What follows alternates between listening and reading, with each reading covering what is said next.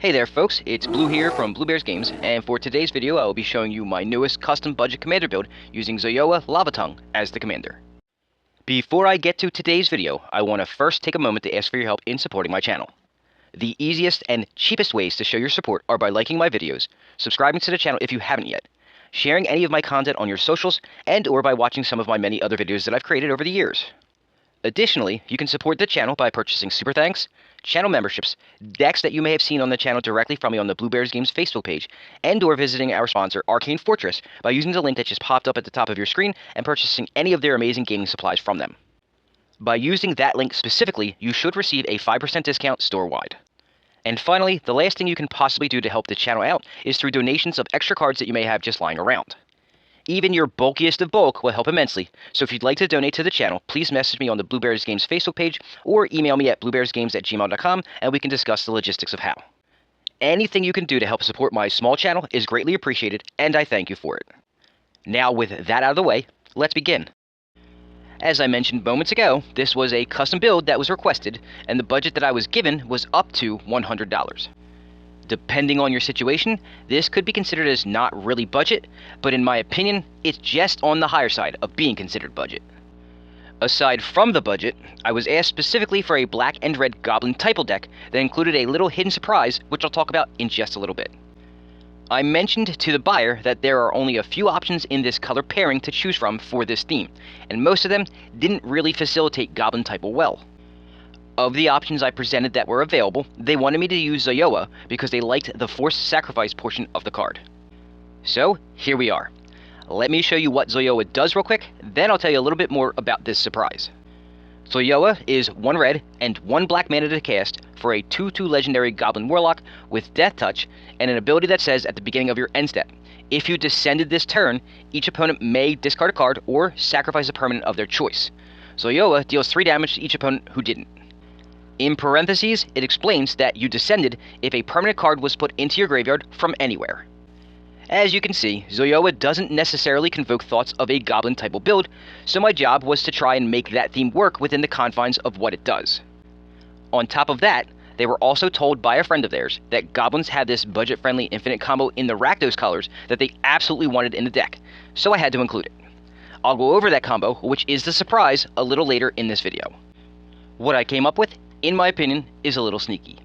This will be a goblin typal deck, and it can win through combat by swarming the board with goblins that you cast and goblin tokens, both of which are beefed up by some lords.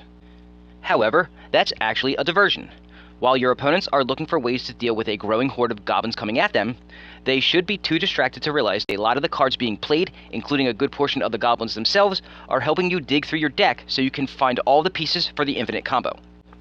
I'm kind of proud of myself with how this turned out, but I'm not sure I've been able to fully explain exactly what I mean. It's actually easier to show you what I'm talking about, so let's get this going, and I'll just show you what I mean. So as I like to do, I'll start by showing you the lands that I chose for the deck. I was given a slightly higher budget, so some of the lands are going to be slightly better than my normal budget ones. Some of them will come into play on tap now. So things like Command Tower. I don't put these in any of my budget decks because I don't have enough to go around. Dragon Skull Summit doesn't come into play tapped if you have a mountain or a swamp in play, and taps add one of either of the colors. Smoldering Marsh can come into play untapped if you control 2 or more basic lands, and it counts as a swamp and a mountain, so that's nice. So if later on they want to upgrade this deck with some true fetch lands, they can go get this, for instance. Then we have Foreboding Ruins. This can come into play untapped if you reveal a swamp or a mountain from your hand, and it taps to add either black or red. Canyon Sloth. Sadly, this doesn't come to play untapped no matter what you do, but it does count as a swamp and a mountain, and you can cycle it away later if you don't need a land drop and you want a card in your hand. And then we go back to our regular budget stuff. So, Thriving Moor, Thriving Bluff, Hidden Volcano, and actually I'm going to show you the next card is Hidden Necropolis. They are the same card, just with a different color. So this is the red one, this is the black one. They both come into play tapped, and they both have an activated ability that for 5 tapping and sacking it, you discover 4. I did that because Zoyowa likes when things descend, so this will help with the triggers for Zoyowa. Same thing with Forgotten Cave, and again, we're going to go with Barren Moor. They're the same card except for a different color. So this is the red one, this is the black one. They both come into play tapped. They both tap to add 1 mana of the color that they are, and then they can cycle away for black, which again counts for Zoyowa's Descend ability. Then Demolition Field. You know that I like to put a land destruction land in all of my decks. I'm running low on Encroaching Wastes, so Demolition Field will take its spot for now. Ash Barrens, another cycler, so it will help trigger Descend. Same thing with Myriad Landscape, only now this goes and searches for 2 lands of the same type and puts them onto the battlefield for you tapped. And of course, Evolving Wilds and Terramorphic Expanse, again, they help with descending, and they help with deck thinning. They also help with mana fixing. The rest of it will be basic lands. I don't remember the exact number, but it's mountains and swamps. And if you want to know the exact number, you can use the link in the description of the video to go look. As far as the ramp goes, black and red have ritual effects, which don't really do what I want to do here. So I chose artifacts that you can put in play and then sack them to go get a land. And the reason I did that was because Zoyowa likes when you descend, and that's considered descending, and then it also thins out your deck of land draws later. So what I did was Traveler's Amulet, Keys to the House, which has a second ability that doesn't really matter, Expedition Map, Ominous Parcel, which does have another second ability that it deals 4 damage to target creature, which could be useful, but for the most part, I would probably use this to go get a land. Moon Silver Key. So this one's interesting. It comes into play, and then you pay 1 tap and sack it to go search your library for either an artifact card with a mana ability or a basic land card, reveal it and put it in your hand. The first part is important because a artifact with a mana ability is actually part of the combo that I'll talk about in a little bit, so that's important. This is actually a tutor, if you will, for pieces of your combo. Armillary Sphere, Ecologist Terrarium. So this one's also a little different because it doesn't have a sack effect to go get the land. This one just does it on an ETB or enters the battlefield. But it has an ability that you can pay 2, tap, and sack it to put a +1/+1 counter on target creature, but only as a sorcery. Wildfield Scarecrow, and actually the next one and the last card for the ramp section is Burnished Heart. They're both pretty much the same. They're both 3 to cast, only one's a 1/4 with Defender, one of them's a 2/2. You pay mana into them and sack them to go search for basic lands in your library. The Scarecrow puts them in your hand, and Burnished Heart puts them into play. Moving on to the creatures of the deck. Remember, at its very core, it's basically a combat-based strategy with goblins. So this section is going to be pretty thick. So a lot of these are going to help advance the combat-based strategy, but some of them are going to be that sneaky part where you're searching for your combo pieces. So we'll start with Goblin Tomb Raider. 1 to cast 1/2, that if you control an artifact, it's actually a 2/2 with haste. Haste is an important theme here. A lot of these creatures have haste, and some of them create tokens, which is also part of the combat-based theme. Next is Reckless Lackey, a 1 to cast 1/2 with first strike, and this one has haste built in. And then later you can pay 3 and sack it to draw a card and create a treasure token. So you will descend when you sacrifice this, if you decide to. Skirk Prospector, 1 to cast 1/1 that you sacrifice a goblin to add 1 red mana to your mana pool. Combo potential here, I'll talk about that later. Also helps with Zoyowa and the descend ability. Goblin Recruiter, 2 to cast 1/1. When it enters the battlefield, you may search your library for any number of goblin cards, reveal them, and then shuffle your library and put those goblins on top of your library in any order. So basically, you can stack the deck any way you want at that point.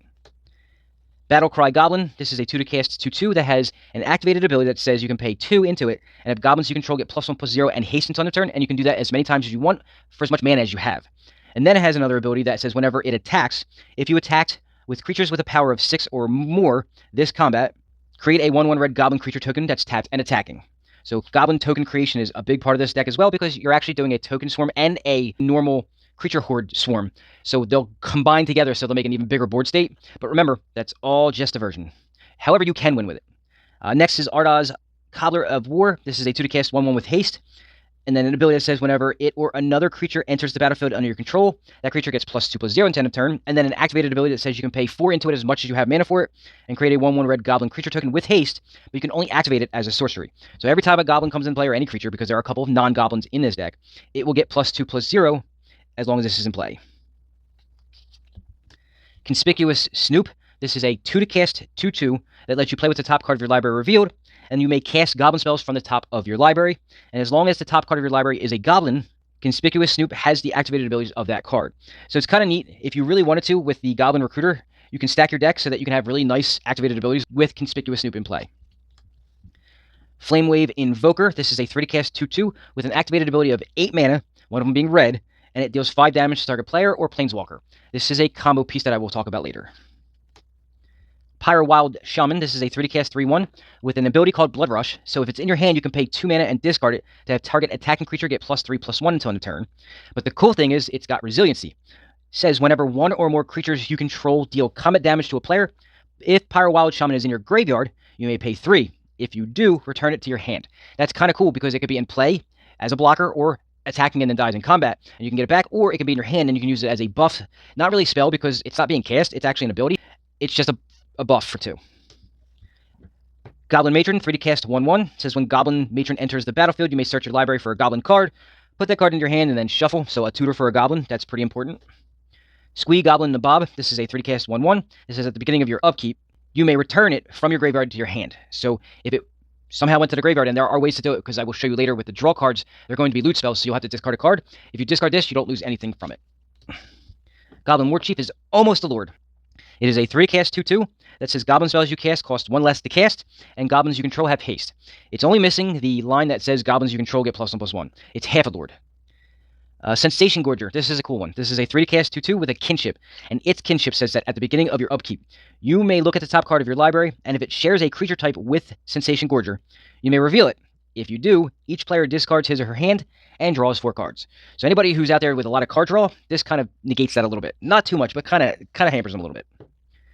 Squee the Immortal. This one is a 30-cast 2/1 that says that you may cast it from your graveyard or from exile. So again, it could be in play as a blocker, it could die during combat, you could use it to discard for other things, you could sacrifice it to add mana from Skirk Prospector, and then you can get it back later. Resiliency is great in this deck.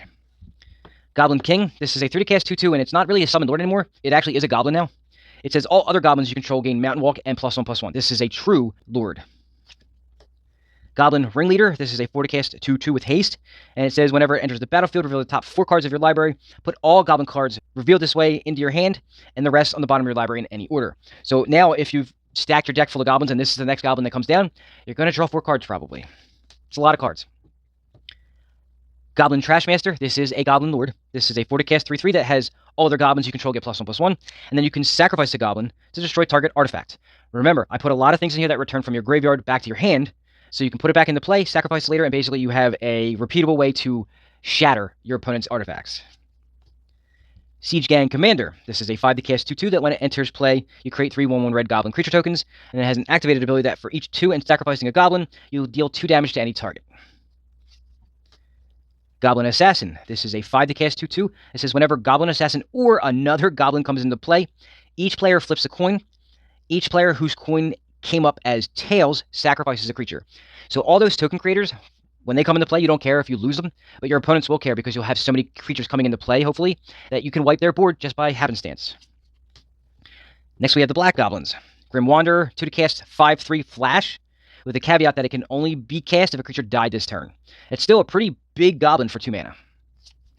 Putrid Goblin. This is combo potential here. It is a 2-cast 2/2 with Persist.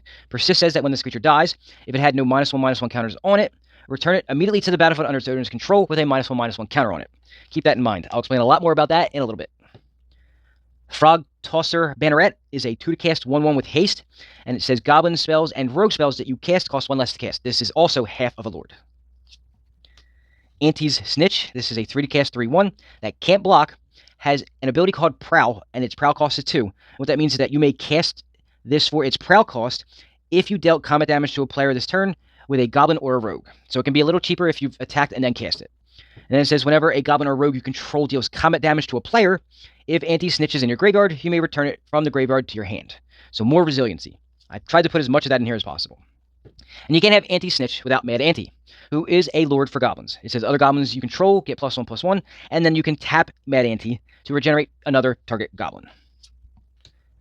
Sling Gang Lieutenant. This is a 40-cast 1/1 that when it enters the battlefield, you create 2 1/1 red goblin creature tokens, and then with no mana cost, just sacrificing the goblin, you can have target player lose 1 life and you gain a life. Warren Pilfers is a 5-cast 3/3 that says when it enters the battlefield, return target creature card from your graveyard to your hand.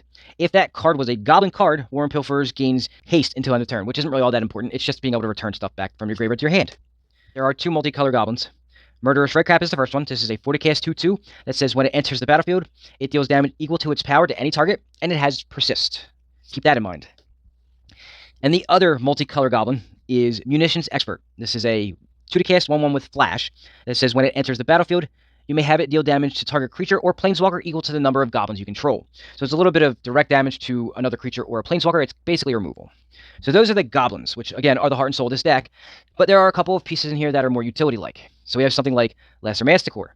This is a 2-cast 2/2 that adds an additional cost to cast a spell, you discard a card. So remember that I had a lot of things that return from your graveyard to your hand. Earlier I showed you a couple of the goblins. That helps with that, but it also does trigger Zoyowa's Descend ability, so it's not really that big of a downside. It has an ability that for each 4 generic mana that you pump into it, you can have it deal 1 damage to target creature, so it's kind of like an Uzi for creatures. And it has Persist, which means that it can return back to the battlefield if it dies, if it didn't have a -1/-1 counter on it. Then we have Balls Invoker. This is a 3-cast 4/2 that has an activated ability that for 8 generic mana, it can deal 4 damage to each opponent.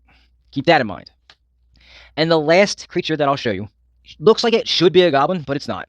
It's Mogcatcher. It's a 40 cast 2/2 that has probably the best activated ability of all the creatures in this deck. Simply put, you pay 3 mana, you tap it, you search your library for a goblin card, and put it directly into play and then shuffle your library. There's not really much better as far as activated abilities for a goblin deck go than this, and I'm sad it's not a goblin. As far as the instants and sorceries of the deck go, there are 3 categories. The first one is card draw, second one is going to be removal, and the third one is going to be other/utility. So as far as card draw go, they're all going to be what we call looting cards, meaning you draw and discard cards. That's what looting means. You draw a card, you discard a card, or you discard a card to draw cards, whichever way. Each card will have a little different to it, but they'll all basically be that. So we start with Faithless Looting, one cast sorcery that has flashback of 3, so you can do it again later, and you draw 2 cards and then discard 2 cards. This will count for descending if you discard a permanent card. That's why I have the card draw this way. Magmatic Insight, one cast sorcery, you draw 2 cards, but it has an additional cost to cast it. You must discard a land card specifically. Throw of Possibility, instant version of those forms. Sazakap's Brew, another instant for 2 that adds an additional cost to cast a spell. You discard a card. Only you can actually gift a tapped fish, which, who knows if you're going to want to. I guess the board state will determine if you want to. Then you have target player, draw 2 cards, and if the gift was given, you can have target creature you control get +2/+0 until end of turn. So, it will depend on the board state if you gift the fish. Highway Robbery, another 2 to cast. It's a sorcery. You may now discard a card or sacrifice a land, and if you do draw 2 cards. You actually can cast this without getting anything out of it, so you must either discard a card or sacrifice a land to get the draw 2 cards. And then it plots for 2. Grab the Prize, 2 to cast sorcery, has an additional cost to cast this spell. You must discard a card. You draw 2 cards, and if the discarded card wasn't a land card, it will deal 2 damage to each opponent. So this one cares if it's not a land, whereas Magmatic Insight only cares if it's a land. Witch's Mark, 2 to cast sorcery. You may discard a card, and if you do, you draw 2 cards, and it creates a Wicked Roll token, which you can read here if you'd like. I'm not going to go over it because it's not really that important for this deck. And the final card draw card is Electric Revelation. This is a 3 cast instant that, again, as an additional cost to cast this spell, you must discard a card, you draw 2 cards, and it flashes back for 4. So that's the card draw spells. They all help with descending. They all help dig through your deck to get you to the card you need to put the combo together. Removal. This is going to be a little different. So I have 2 cards here that I'm going to start with that do something that really has not been done for black in many years. We'll start with Feed the Swarm. It's a 2 cast sorcery that destroys target artifact or enchantment that an opponent controls, and you lose life equal to that permanent mana value. Black has not really done enchantment removal in, I think, since Antiquities, way back in like 1994. So it's been a while. But then they gave us another one, and I don't know why they're doing it, but I mean, I'm happy to see it for Commander. Withering Torment is a 3 cast instant that destroys target creature or enchantment, and you lose 2 life. These are very off-color, but I guess, we'll take it. Breather Last, 3 cast instant, destroy target creature or planeswalker, and you gain 1 life for each of its colors. So if it's a monocolor card, you gain a life. If it's 2-color card, you gain 2 life, and so on. Assassin's Ink. This is a 4 to cast instant that can cost 1 less to cast if you control an artifact, and can cost 1 less to cast if you control an enchantment. So if you control both, it's 2 generic mana less to cast, and it destroys a creature or a planeswalker. Then we have Deadly Derision, 4 to cast instant that destroys a creature or a planeswalker, and you create a treasure token. And then Grim Bounty, again, 4 to cast sorcery, destroy target creature or planeswalker, create a treasure token.